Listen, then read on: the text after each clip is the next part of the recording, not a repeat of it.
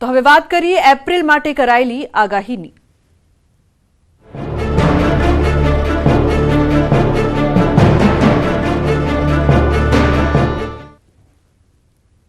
દેશભરના મોટા ભાગોમાં ભીષણ ગરમીની આગાહી કરવામાં આવી છે। આ વખતે સામાન્યથી વધુ ગરમી પડવાની આગાહી કરવામાં આવી છે। ભારતીય હવામાન વિભાગનું પૂર્વાનુમાન આકરી ગરમીથી બચવા તૈયારી રાખવા પણ સૂચન।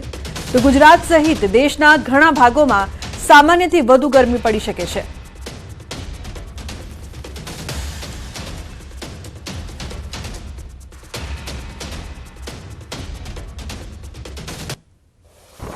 તો આકરી ગરમી વચ્ચે વરસાદની પણ આગાહી। ભારતીય હવામાન વિભાગની મોટી આગાહી। એપ્રિલ મહિનામાં ઉત્તર પશ્ચિમ ભારતના ઘણા ભાગોમાં વરસાદ થશે। ઉત્તર પશ્ચિમ ભારતના મોટા ભાગના હિસ્સા ઉપરાંત મધ્ય ભારત, પ્રાયદ્વીપીય ભારતના ઘણા ભાગોમાં સામાન્યથી વધુ વરસાદ થવાની શક્યતા છે। આ ઉપરાંત પૂર્વ અને ઉત્તર પૂર્વના ઘણા ભાગો અને પૂર્વ અને પશ્ચિમી કાંઠા, પૂર્વ અને પૂર્વોત્તર ભારતના ઘણા ઉપરાંત પશ્ચિમ મધ્ય ભારતમાં સામાન્યથી ઓછો વરસાદ થઈ શકે છે।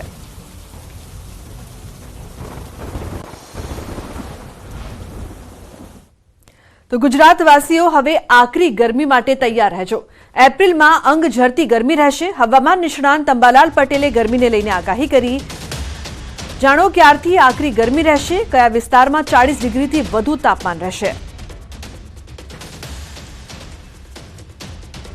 એપ્રિલ માસ અંગે જોવા જઈએ તો દેશ દઝાડતી ગરમી પડશે અને એપ્રિલમાં હમણાં તો પવનની ગતિના કારણે લગભગ ઉષ્ણતામાનમાં સહેજ ઘટાડો થશે, પરંતુ એપ્રિલ તારીખ 20 પછી તો આકરી ગરમી પડશે। 26મી એપ્રિલ બાદ તો દેશ દઝાડતી ગરમી પડશે। મહત્તમ ઉષ્ણતામાન કેટલાક ભાગમાં તો લગભગ 43 ડિગ્રીથી વધુ થવાની શક્યતા રહેશે, જેમાં મધ્ય ગુજરાતના ભાગોમાં 43 ડિગ્રી સેલ્સિયસથી વધુ, ઉત્તર ગુજરાતના ભાગોમાં પણ 43 ડિગ્રી સેલ્સિયસ જેવું, બનાસકાંઠાના ભાગો પણ વધારે છે, કચ્છના ભાગોમાં પણ મહત્તમ ઉષ્ણતામાન વધારે રહેશે, ઉત્તર સૌરાષ્ટ્રના ભાગોમાં પણ વધારે રહેશે અને જૂનાગઢના ભાગોમાં પણ ગરમીનું પ્રમાણ વધુ રહેશે। તો અંબાલાલ પટેલે ચક્રવાતને લઈને પણ આગાહી કરી છે। મે માસમાં લૂ ચાલવાની પણ આગાહી છે। તે દરમિયાન ચક્રવાતોનો પ્રવાહ આવશે।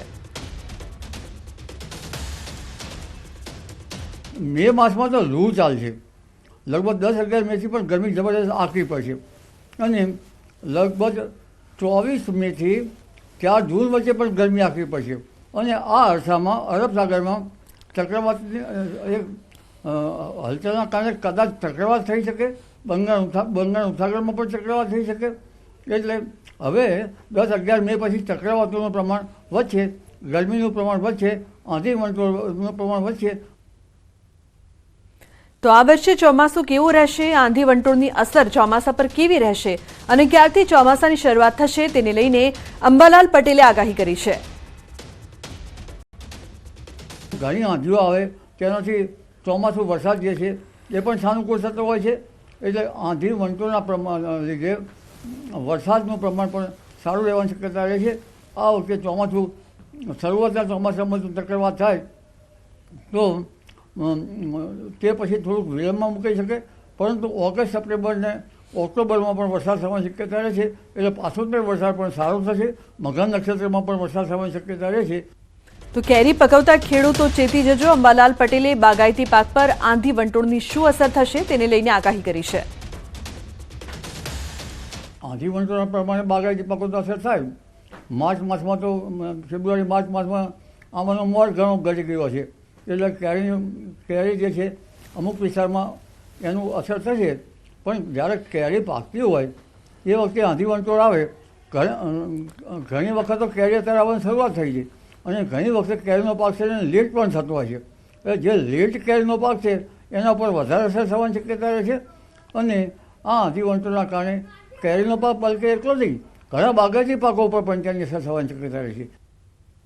તો અને મહત્વપૂર્ણ સમાચારની વાત કરીએ। અમદાવાદ શહેરમાં ગરમી વધતા એએમસી એક્શનમાં। એએમસીએ હીટ એક્શન પ્લાન તૈયાર કર્યો।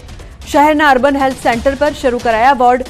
સરકારી અને એએમસી સંચાલિત હોસ્પિટલમાં અલાયદો વોર્ડ શરૂ કરવામાં આવ્યો છે। હિટસ્ટ્રોકના દર્દીઓ માટે ઊભી કરાશે વ્યવસ્થા। એએમટીએસ અને બીઆરટીએસ સ્ટેશન પર મળશે ઓઆરએસના પેકેટ્સ।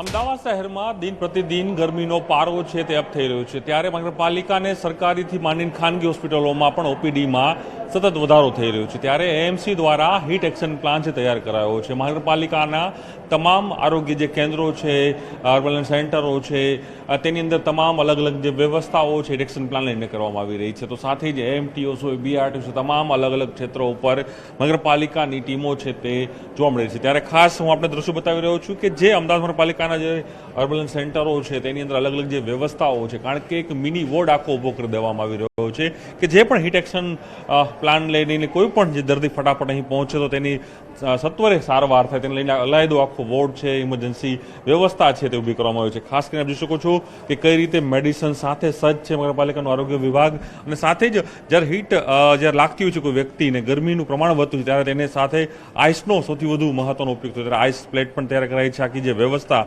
આપ જોઈ રહ્યા છો કઈ રીતની આખી વ્યવસ્થા કરવામાં આવી રહી છે. તમામ જે મેડિસિન છે, મેડિસિન મૂકી દેવામાં આવી છે. આઈસ ખાસ મહત્વનું જ્યારે હોય છે, જ્યારે પણ કોઈ વ્યક્તિને હીટ લાગતી હોય છે, ગરમીનું પ્રમાણ વધતું છે, ત્યારે આઈસ સૌથી મહત્વપૂર્ણ ત્યારે બની જતી હોય છે. તેને લઈને પણ આખી જે વ્યવસ્થા, ઓઆરએસના જે પેકેટ છે એ માત્ર અર્બન સેન્ટરો નહીં પરંતુ તમામ એએમટીએસ, બીઆરટી સ્ટેશનો ઉપર અને વધુ લોકો તેને લે તે પ્રકારની વ્યવસ્થા છે. અલાયદા બેડ છે તે તૈયાર કરી દેવામાં આવે છે, જેથી ઇમરજન્સી સેવા છે તે સંપૂર્ણ રીતે મળે તે પ્રકારની વ્યવસ્થા મહાનગરપાલિકાનું આરોગ્ય વિભાગ અહીં કરી રહી છે. સાથે જ હીટ એક્શન પ્લાન છે તે મહાનગરપાલિકા અહીં અમલમાં મૂકી દીધો છે. કમલેશ્વર સાથે પ્રણવ પટેલ, ન્યૂઝ 18 અમદાવાદ. તો હાલ ગુજરાતમાં બપોરના સમયે અંગ દજાડતી ગરમી પડી રહી છે. અમદાવાદમાં પણ અસહ્ય ગરમી અનુભવાઈ રહી છે. ત્યારે અમદાવાદમાં વાહન ચાલકોને ભર બપોરે આકરી ગરમીમાં ટ્રાફિક સિગ્નલ ઉપર ઊભા રહેવું ન પડે તે માટે ટ્રાફિક પોલીસે રાહતનો નિર્ણય લીધો છે. શહેરમાં બપોરે 12 વાગ્યાથી સાંજના 4 વાગ્યા સુધી 100 જેટલા ટ્રાફિક સિગ્નલ બંધ કરી દેવામાં આવશે. તો વધારે ટ્રાફિકવાળા કેટલાક સિગ્નલની ચેનનો સમય 50% સુધી ઓછો કરી દેવાશે. ટ્રાફિક પોલીસ અને વાહન ચાલકો માટે ડિહાઇડ્રેશનના પેકેટ પણ આપવામાં આવ્યા છે, જેથી આ કાળઝાળ ગરમીથી રક્ષણ આપી શકાય. કે જે બપોરનો ટાઈમ છે 12 થી 4 દરમિયાન, તેમાં મોટાભાગના એટલે 100 જેવા સિગ્નલો છે અમારા, એમાં અમે બ્લિંકર્સ કરીશું. પરંતુ જ્યાં હેવી સિગ્નલ છે, જે આપણને સિગ્નલની જરૂર છે, એ કન્ટિન્યુઅસ ચાલુ રહેશે. અને આ પણ વધઘટ થવાની શક્યતા છે, કારણ કે જે રીતે યલો, ઓરેન્જ, રેડ એલર્ટ આ જે જાહેર થાય છે એ પ્રમાણે અમે એનો ફેરફાર કરતા રહીશું. હાલોલથી એસોઈ સુધી નર્મદા મેઇન કેનાલ કિનારે અંદાજે 100 કિલોમીટર સાયકલ યાત્રા યોજાઈ. 20 જેટલા સાયકલ સવારોએ મતદાન જાગૃતિ અંગેનો સંદેશો પ્રસરાવ્યો. સાયકલ સવારોનું વહીવટીતંત્ર દ્વારા સ્વાગત કરવામાં આવ્યું. સુરત ચેમ્બર ઓફ કોમર્સે કર્યું કોર્પોરેટ સમિટનું આયોજન. સરસાણા કન્વોકેશન હોલ ખાતે યોજાયેલા કોર્પોરેટ સમિટમાં વિદેશ મંત્રી ડોક્ટર એસ જયશંકર રહ્યા ઉપસ્થિત. સમિટમાં ઉદ્યોગકારોને બિઝનેસની તકો અંગે આપવામાં આવી માહિતી. અમદાવાદમાં ટોરેન્ટ ગ્રુપના અધ્યક્ષાપકની જન્મ શતાબ્દીની ઉજવણી. યુવાન મહેતાના જીવન પર દસ્તાવેજી ફિલ્મ ધી પ્રિસ્ક્રિપ્શનનું કરાયું સ્ક્રીનિંગ. રાજકોટના ધોરાજી ખાતે પેરામિલિટરી ફોર્સની ફ્લેગ માર્ચનું આયોજન. ચૂંટણી સમયે કાયદો અને વ્યવસ્થા જળવાઈ રહે તેના માટે કરાઈ ફ્લેગ માર્ચ. જિલ્લાના વિવિધ વિસ્તારોમાંથી આ પસાર થઈ ફ્લેગ માર્ચ. પંચમહાલના કંજરી સ્ટેટના ઠાકોર યોગેન્દ્રસિંહ અને તેમના પરિવારે માતાજીને ચાંદીનું છત્તર અર્પણ કર્યું. પાવાગઢમાં મહાકાળી માતાજીને રાજવી પરિવારે 10 કિલો ચાંદીનું છત્તર અર્પણ કર્યું. આ પ્રસંગે મંદિરના પૂજારીગણ અને ટ્રસ્ટીઓ હાજર રહ્યા. સુરતમાં યોજાયેલા બિઝનેસ સમિટમાં ઉદ્યોગકારે રશિયન ડાયમંડ પર મૂકેલા પ્રતિબંધ મામલે વિદેશ મંત્રીને સવાલ કર્યો. કહ્યું રશિયા યુક્રેન યુદ્ધના કારણે G7 રશિયન ડાયમંડ અને રફ પર પ્રતિબંધ લાદેલું છે અને જેના કારણે પડી રહી છે મુશ્કેલીઓ. જેના જવાબમાં વિદેશ મંત્રીએ કહ્યું કે આ બાબતે ઊભી થયેલી સમસ્યા યુરોપિયન યુનિયનની છે. જ્યાં સપ્લાય લાઇન ઓછી હોય ત્યાં માર્કેટ ખરાબ થાય છે.